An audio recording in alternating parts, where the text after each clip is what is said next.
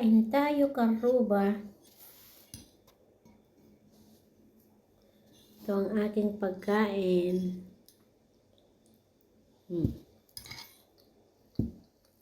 Ito ay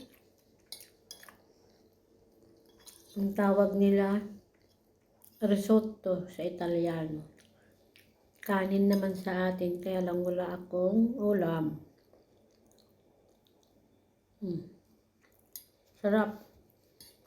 Meron siyang, may alak siya. Yung pagluto nila, alak.